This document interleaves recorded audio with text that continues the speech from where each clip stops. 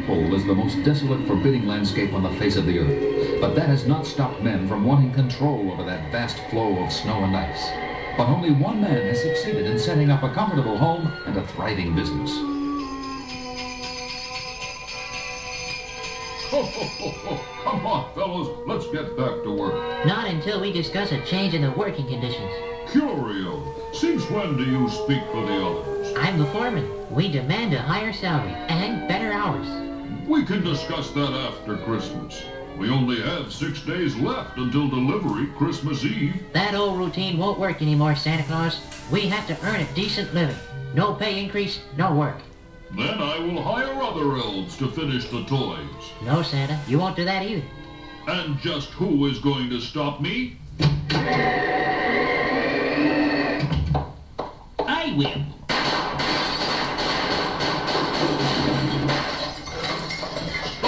Stop this craziness! You're destroying my toys! Who is this madman? I am Revolt, and I am here to make sure no one crosses the picket line. In Washington, at the headquarters of the OSI, Office of Scientific Intelligence, Steve Austin is conferring with Oscar Goldman. Oscar, what is so important that I have to interrupt my Christmas vacation? I'm sorry, Steve, but we have a very serious situation on our hands. And of course, only I can handle it. You should be flattered, Steve. You're my best agent. I would trade that honor for some time off during the Christmas holidays. Steve, I received a call from the National Weather Service early this morning. I didn't know they were part of the Defense Intelligence System. They most certainly are. We need them for satellite reports, weather forecasts for the Air Force. I get the idea, Oscar. What's the problem? The polar ice cap at the North Pole. Don't keep me in suspense, Oscar. It's melting, Steve. You can't be serious. The North Pole melting? According to my calculations, the temperature under the ice is rising at the rate of 1 degree per hour. How much time does that leave us? If the rate of thaw continues at its present speed, the entire northern hemisphere could be under 2 feet of water by Christmas Day. That's only 5 days from now. Steve, you must get up to the polar region immediately. You can function without worrying about the weather conditions. Are there any leads, Oscar? Just this. We've discovered certain areas are giving off artificial heat. We've been able to pinpoint some of the generating points from our satellite sensors. I suggest we try those areas first. What do you mean, we, Oscar? I'm going with you.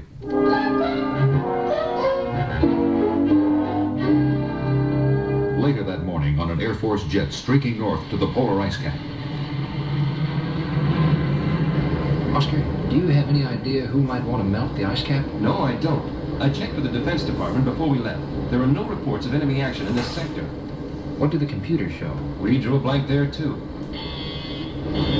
Red light. We're almost at the jump site. Jump site? Steve, you're a pilot. You know we can't land on the ice. Oscar, you didn't tell me about this. It's too late to argue about it now. There's the green light. See you on the ground. Don't get your feet wet.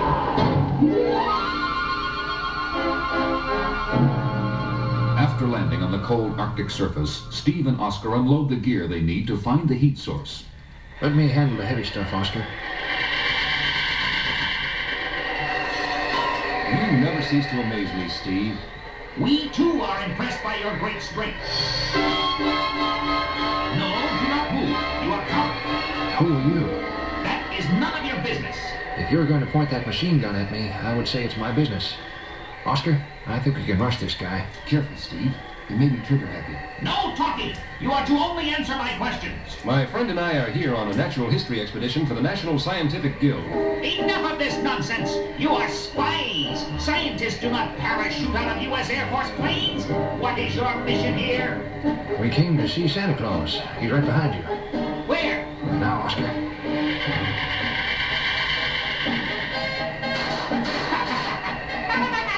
You didn't really think I'd fall for that old trick, did you? Steve, I'm hit. You are my prisoners, cowardly.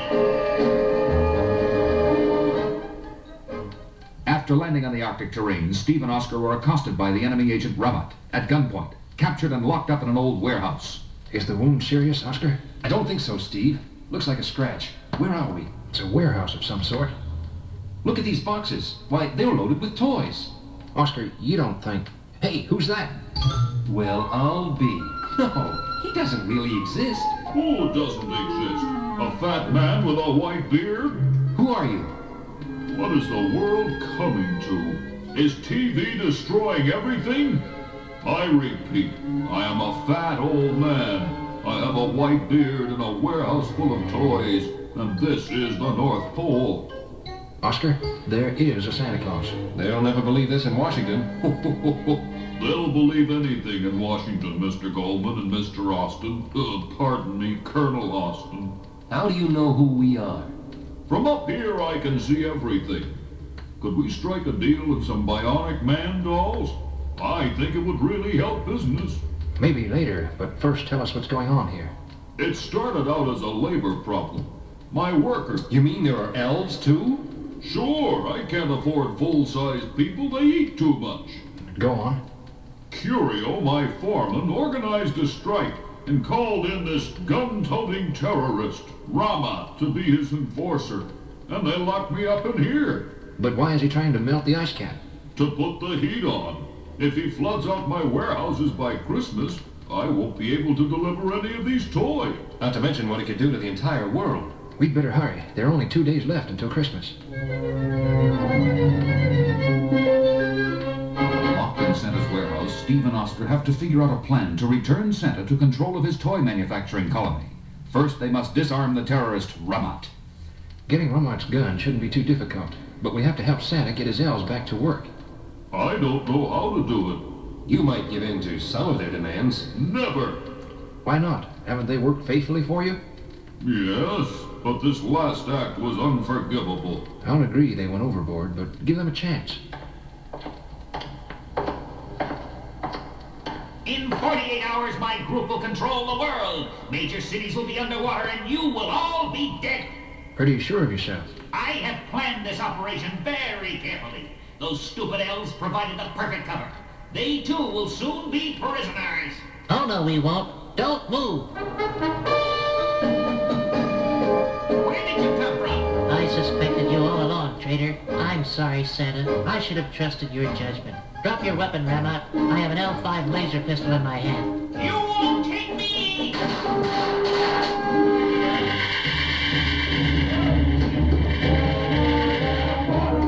It's all over, Ramat. You're coming back to the United States to face trial. First, he's going to tell us where the heat generators are located. Never! Let me handle this, Colonel. He's all yours. As I was saying, Ramat, before the little skirmish which just took place, this is an L5 automatic laser pistol. It will cut you in half in a matter of seconds. This is your last chance to talk. I'll tell! I'll tell! Later, after all the heat generators have been cleared and Oscar has seen that the temperature is falling back to normal, he and Steve prepare to leave with their prisoner. I don't know how to thank you, gentlemen. Well, I hate to ask for anything, but I'm sure my office would like to analyze that automatic laser pistol. Of course. And we will give one to Colonel Austin so he will have something to play with. You mean it's a toy? One of my best.